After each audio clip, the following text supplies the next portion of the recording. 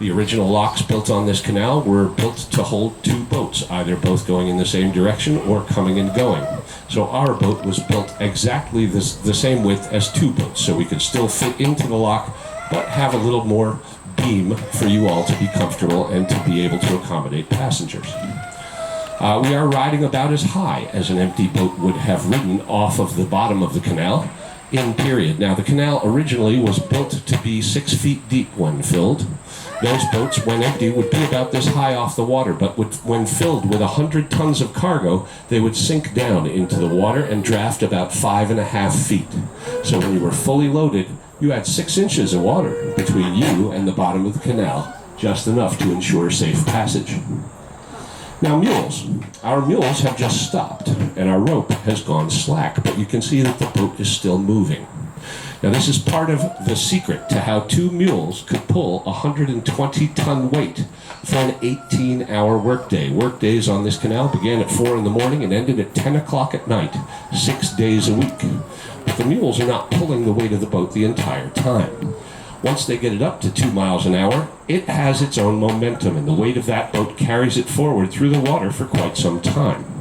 I'm going to move a rope to the other side to help us with our turn. Exerting themselves for a total of about 6 minutes of that entire ride. Once they get us up to speed, the momentum of the boat actually carries it along at about the same speed they're walking. So the rope dips a little lower, and they're not actually pulling on the weight of the boat. They're just walking along in front, keeping the rope taut. When the boat finally does start to lose momentum, the boys are already walking at 2 miles an hour and at 1,100 pounds each.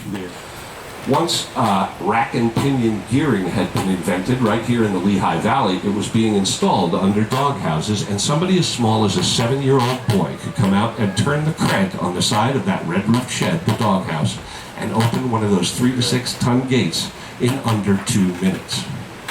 As you approached the lock tender's house, one of which was built beside every single lock going up into the Poconos, you would have to signal the lock tender in order to let them know you were coming. Boats had a small stove they could cook on, but it wasn't large enough to bake in, so if you wanted baked goods, you bought them from a bakery at a lock tender's house. All was done back and forth to keep the boats moving. Keep going, Georgie.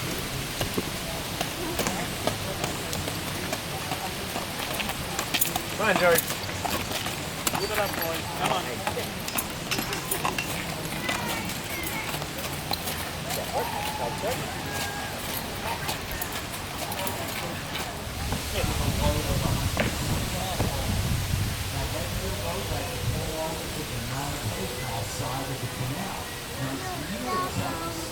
Pretty good crowd on this one.